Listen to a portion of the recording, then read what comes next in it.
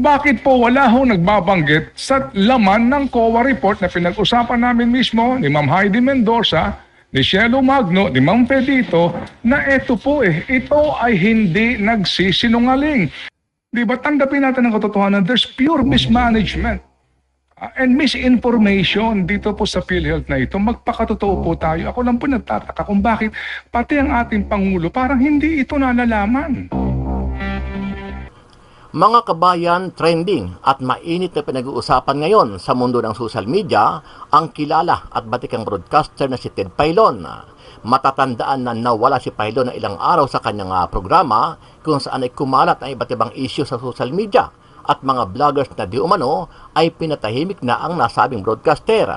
Para po sa kaalaman ng lahat, si Ted Filon ang tila nag-iisa na lamang na matapang at lumalaban o tumutuligsa sa mga maling pamamalakad ng gobyerno ni Pangulong Bongbong Marcos Jr. at mga alipores nito, kasama na ang kanyang pinsan na si House Speaker Martin Romualdez Jr. Namiss niyo ako? Namiss ka namin. Miss ka nila kaya masayang-masaya sila. Ikaw talaga. Oh. Ay naku, namiss ka naming lahat. As in, lahat ng mga comment section dito ang sinasabi nila, nasan si Manong Ted? Ibalik si Manong Ted. Oo, meron pa akong ang dami nagpasa sa akin ng mga link na ano mo ba, Direct Grace. Ted Filon, pinatahimik na. Meron pang isa, Ted Filon, nagurgur na ba? May ganun pa. Yun yung tanong nila dito. Oo. Ted Filon. Ted Filon, may death threat. Ted Filon, pinatanggal na. May ganyan. Dami. Sobra. Opo. First day pa lang yun, first day. Ito pa ang pinaka-exciting nung napanood ko. Sa muling pagbabalik ni Ted Filon sa kanyang programa kasama si DJ Chacha, meron siyang ibinunyag sa publiko at ito ay may kaugnayan sa controversial at issue na pinag-uusapan ngayon, kaugnay naman sa PhilHealth, kung saan ay tinanggalan ng budget ng gobyerno ni PBBM ang naturang ahensya. Tinanong lang niya kung totoo daw ba yung mga nandun sa YouTube. Sabi ko, ano nga pinagpapanood mo kasi? Ba't ganun sila? Importante ka sa buhay nila. Maganda kang content. Ikaw na lang kasi ang alam mo yun, bukod sa maganda kang content, ikaw na lang kasi yung natitira, no? Siyempre kasama mo si DJ Chacha, kayo na lang kasi yung natitira sa mga alam namin na, siyempre, yung mga kasamahan ninyo na nagsasalita. Yung iba kasing mga kasamahan ninyo, abay, hindi nagsasalita. Wala na. Sa lahat po ng mga kababayan natin, mamaya po meron tayong hindi kagandahang balita na naman about PhilHealth. Sorry pero we really have to, reveal this information dahil ito po yung napaka-importanting bagay sa isyong ito. Ikaw at ako, tayong lahat may pakialam. Sa pinakahuling vlog ni Ted Filon kasama si DJ Chacha, binanatan niya ang ilang mga congressman pati na si Pangulong Bongbong Marcos Jr. kaugnay naman sa issue ng PhilHealth kung saan ay natuklasan nila na pinagmumulta ito ng bilyon-bilyong piso. Ano nga ba ang tunay at totoong issue kaugnay dito? Pakinggan natin ang naging pahayag ni Manong Ted Filon. Ito matindi. Hawak ho namin dito ang desisyon, mga kapatid, mismo na pinirmahan ng mga commissioners po ng National Privacy Commission at dito, mga kapatid, pinagmumulta ang PhilHealth. Alam niyo kung magkanong laki ng halaga? Pinagmumulta ang PhilHealth ng halagang mumulta po sa PhilHealth. Bakit po ba tayo nakatutok po sa isyong ito, mga kapatid? Para po klaruhin lang natin ang mga totoong pangyayari kasi hindi ho kami makarinig ng tamang pangyayari. Even in Congress, kami lang po, with all due respect, sa dinami-dami po ng researchers ninyo, ng mga abogado ninyo, ng mga tauhan ninyo, bakit po wala hong nagbabanggit sa laman ng COA report na pinag-usapan namin mismo ni Ma'am Heidi Mendoza, ni Shelo Magno, ni Ma'am Pedito, na ito po ito ay hindi nagsisinungaling. At dito po, klaro na wala pong surplus fund ang PhilHealth. Anong pinagsasabi nyo, Mr. Ledesma, na hindi na kayo maniningil ng premium contribution? Anong sinasabi nyo na magdadagdag kayo ng benepisyo? Ano sinasabi nyo na okay lang magbigay ka ng 89.9 billion sa National Treasury kasi sobra-sobra ang pera ninyo? Ano yun? Pinaasa niyo po kami. Si Ma'am Pe sinasabi, paano pag nag-collapse ito? Ano ang masasabi mo dito, kabayan? Sama-sama nating panuorin ang buong video at pakicomment nyo po ang inyong mga reaksyon at sariling opinyon. Pero bago yan, sa mga hindi pa po nakasubscribe sa ating channel, Nakabayan News PH, pakipindot po ang subscribe button at pakiclick na rin ang notification bell para lagi kayong updated sa mga bagong upload natin legit at napapanahong balita. Maraming pong salamat. Budget. Budget. Right. Budget po ang pag-uusapan din natin mamaya. Kasi po, ang sinasabi ho ng Malacanang, thorough daw po, no? Thorough ang pag-aaral ng ating presidente. Masing sila, kumala naman. May ganon? Bago pirmahan, talagang binusisi ng maigi. Bukas daw ang pirmahan? Oh, asan December din? 30, Monday. Monday. Isasabay sa Rizaldi. Okay, so nangangahulugan na wala nang saysay yung pinagdaanan natin ng budget BICAM. deliberations. At saka yung sinasabing BICAM na yan, na photo op lang pala, di ba? Picture-picture lang. Nagpulong sila doon. Saan?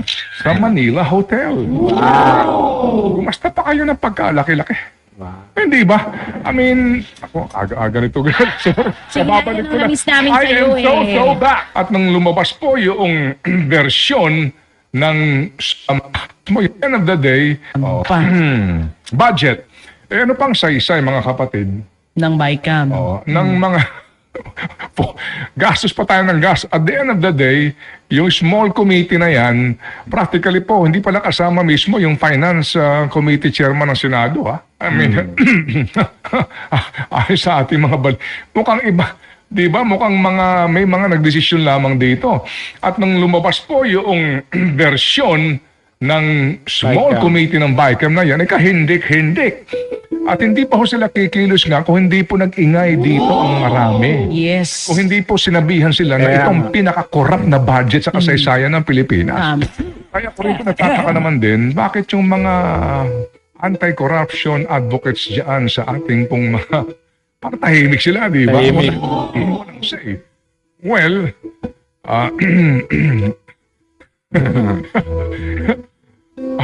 nung lumabas po itong version Tahimik na inaprubahan ng both houses ratified, as usual po, in the Senate, well, in fairness ngayon, dadalawa. Kasi noong una isa lang eh. Dalawa.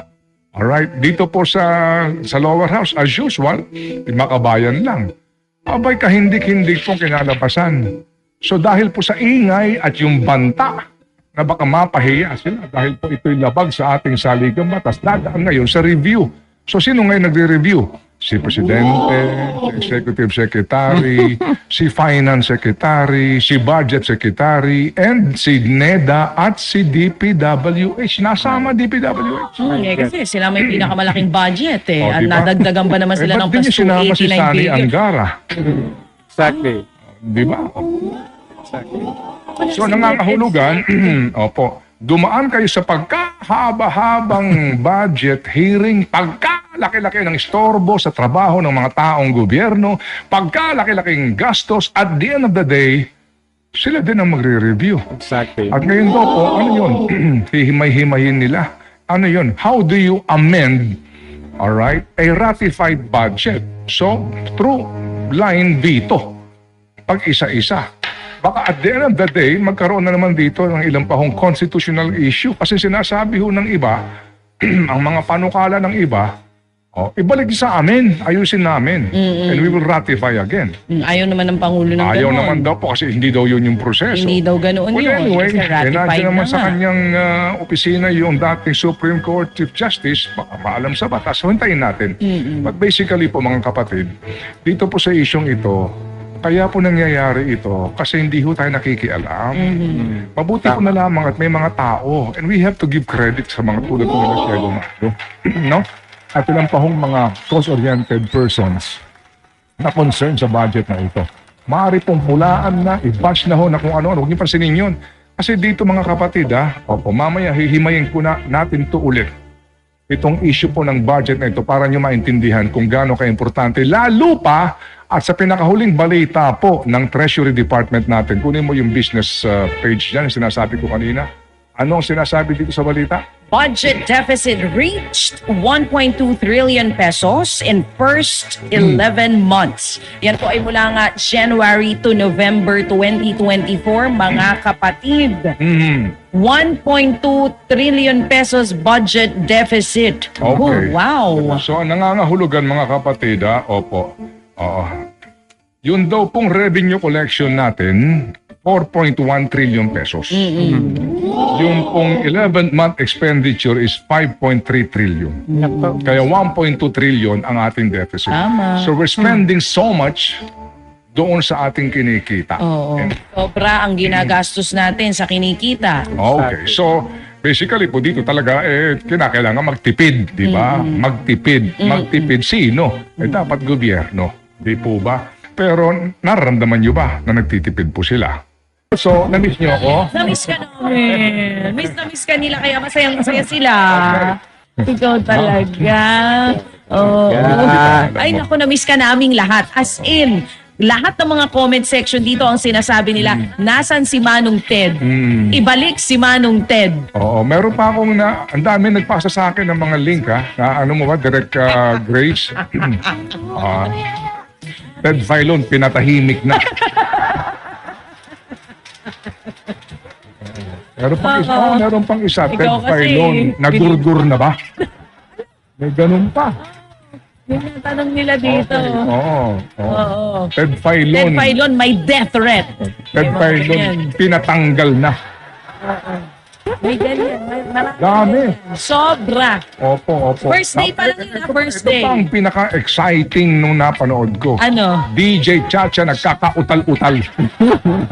Napanood nyo? Oh. DJ Chacha nagkakautal-utal sa Tama. pagpapaliwanag kung nasa si Ted Filon. Siya na ba ang susunod? Napanood nyo?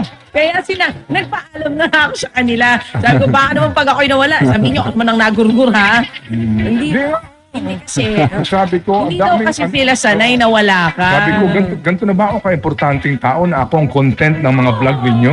Oo. Ay, si Percy Lapid nga nung pinatay, nung ginurgur nakita mo naman, naging balita.